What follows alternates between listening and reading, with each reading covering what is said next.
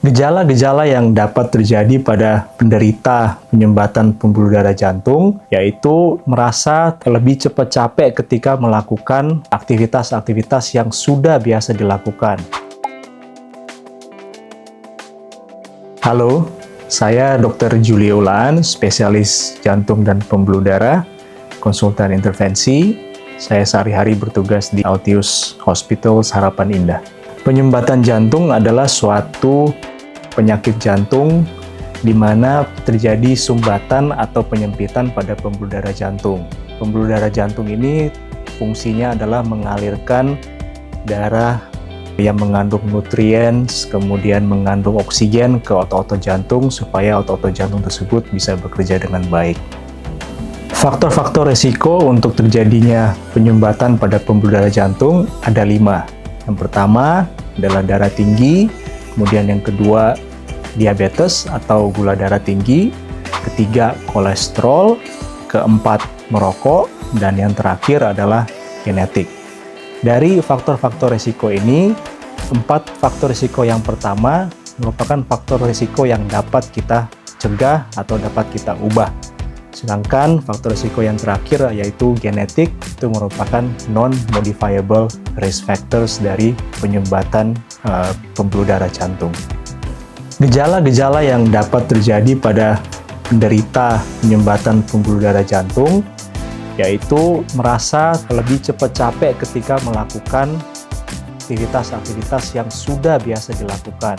Contoh, jika Bapak Ibu sudah sering olahraga, kemudian belakangan ini ketika olahraga merasa lebih cepat capek daripada sebelum-sebelumnya, maka ada kemungkinan terjadi masalah pada pembuluh darah jantung. Selain itu, beberapa orang juga mengalami rasa sakit dada. Nah, sakit dada ini umumnya dipicu oleh aktivitas. Jadi, kalau sakit dada yang terjadi pada saat kita istirahat, belum tentu disebabkan oleh penyumbatan pembuluh darah jantung. Akan tetapi ketika kita beraktivitas dan aktivitasnya cukup berat, misalnya olahraga, dan kita merasakan nyeri pada saat kita aktivitas, dan nyeri tersebut berkurang atau hilang pada saat kita istirahat, maka keluhan-keluhan tersebut biasanya berhubungan dengan penyumbatan pembuluh darah jantung.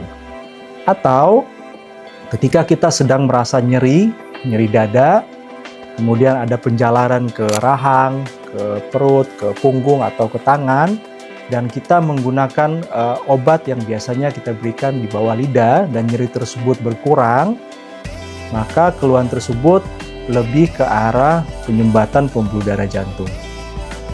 Screening awal untuk penyumbatan pembuluh darah jantung sangat penting. Ada beberapa prosedur yang dapat kita lakukan, mulai dari yang paling ringan dan sampai yang paling invasif. Contoh, kalau yang paling ringan biasanya kita lakukan perekaman listrik jantung atau EKG. Kemudian kita juga bisa lakukan namanya exercise stress test, di mana kita bisa menggunakan sepeda atau kita bisa menggunakan treadmill. Jika kita butuh pemeriksaan lebih lanjut setelah mendapatkan hasil exercise stress test tersebut, kita bisa gunakan juga yang namanya exercise stress echo.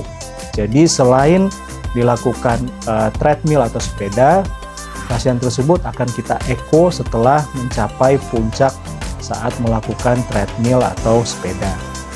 Nah, kalau kita butuh pemeriksaan yang lebih akurat lagi, kita bisa anjurkan untuk dilakukan namanya CT scan jantung yang memakai kontras. Ketika semua hasil-hasil tersebut kita simpulkan bahwa kita curiga ada sumbatan, maka pemeriksaan terakhir yang kita bisa lakukan adalah kateterisasi jantung. Setelah kita mendapatkan keluhan yang mengarah ke penyumbatan pembuluh darah jantung dan beberapa pemeriksaan yang membuktikan bahwa adanya penyumbatan pembuluh darah jantung, maka kita dapat lakukan yang namanya kateterisasi jantung untuk memastikan sekali lagi penyumbatan tersebut.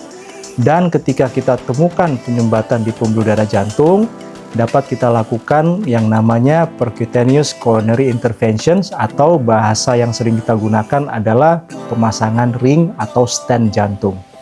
Ketika seseorang telah dilakukan pemasangan ring atau stent jantung, maka orang tersebut harus mengkonsumsi obat-obatan secara rutin demi menjaga supaya stent tersebut bisa tetap terbuka dan resiko untuk terjadinya sumbatan di stent tersebut atau di lokasi pembuluh darah yang lain bisa kita turunkan resikonya. Penyumbatan pembuluh darah jantung bisa kita cegah, yaitu dengan mengubah pola hidup kita menjadi lebih sehat, terutama dengan mengkonsumsi makanan-makanan yang rendah lemak, kemudian makanan yang berserat tinggi, makanan-makanan yang mempunyai kadar gula yang lebih rendah.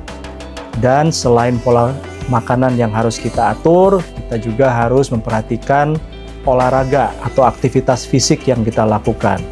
Sebaiknya melakukan olahraga yang bersifat aerobik ataupun strength training sebanyak 150 menit per minggu. Jadi tinggal disesuaikan, kalau kita lakukan olahraga seminggu 3-4 kali, masing-masing olahraga bisa berkisar sekitar 30-45 menit. Jadi total dalam satu minggu sekitar 150 menit per minggu.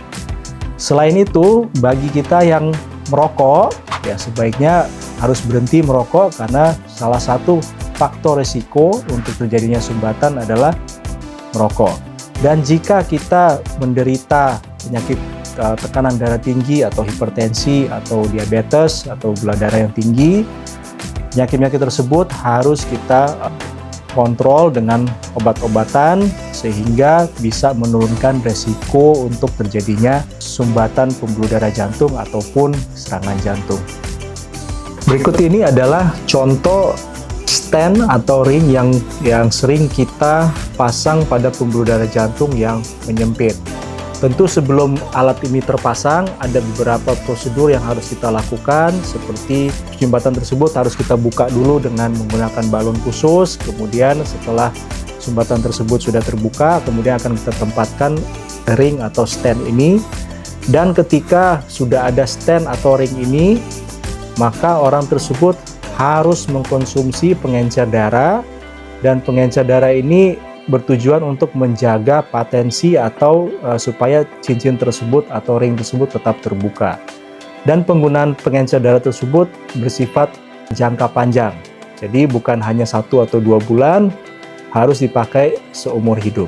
Terima kasih atas perhatiannya. Semoga informasi yang saya sampaikan bisa bermanfaat, dan sampai ketemu lagi di episode yang selanjutnya.